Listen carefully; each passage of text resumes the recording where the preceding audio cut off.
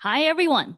I'm Lee. I'm here with my teammates, Limu, Ryan, Yuan, and Sean. We're Team Touch Heart. We are very excited to show you our project today, guided CPR on your wrist. Let's go. All right. As you may or may not know, CPR training in medical school or classes and performing CPR live are very different experiences. How so? You may wonder. Let's dive in. Let's pretend we're a medical student for a day. Limu here, for example, he's done a dozen CPRs on a mannequin. His instructor counted, corrected, observed him. He passed the test. He feels ready. All right. Then one day he's at the airport. Someone collapses in front of him. Limu jumped in. He's 2 minutes in doing CPR. He's fatigued. No one's telling him his count was off. No one's telling him that his position was off. His depth was not accurate and his recoil is inconsistent. However, as you know, he is performing the most time-critical intervention in medicine, yet with zero intraoperative feedback. There's got to be a better way without technology.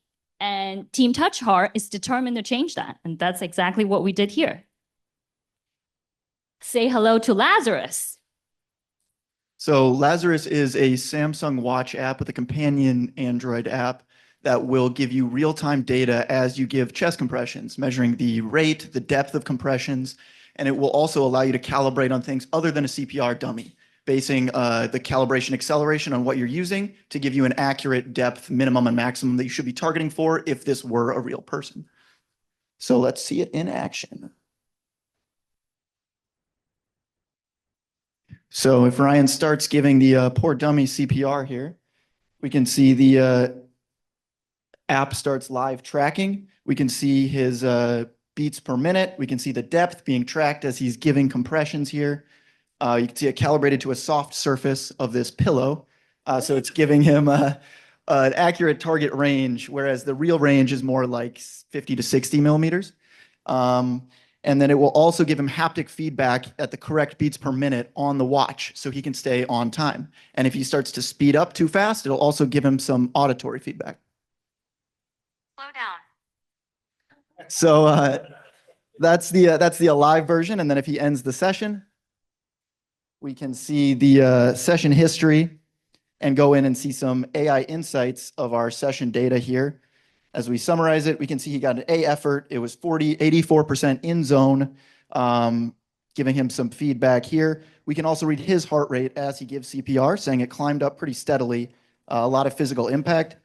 And then we can read his rate over time, the depth of the compressions as he goes, get the time breakdown for when he's in the zone, and then see his heart rate as he was giving compressions. And I'll pass this off to Ryan for some challenges that we faced. Yeah, so we had a decent amount of obstacles we had to overcome throughout the course of this project. Primarily, our main objective was using the accelerometer on the Samsung smartwatch to get accurate and consistent compression data. So we really wanted to focus primarily on getting really accurate data for the rate of compressions and the depth. So using the accelerometer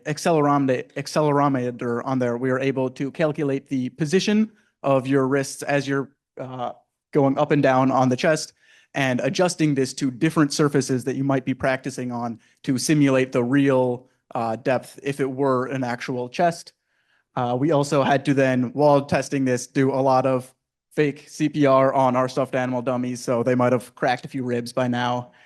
And then lastly, in order to really ensure we got the most accurate and more relevant data of what you might actually want when training or performing CPR, we reached out to a CPR certified friend of ours to get really in-depth feedback and reviews of what data is actually important to see, such as like the compression rate, depth, and figuring out what we wanted. So yeah, that is about all we had. Thank you guys very much.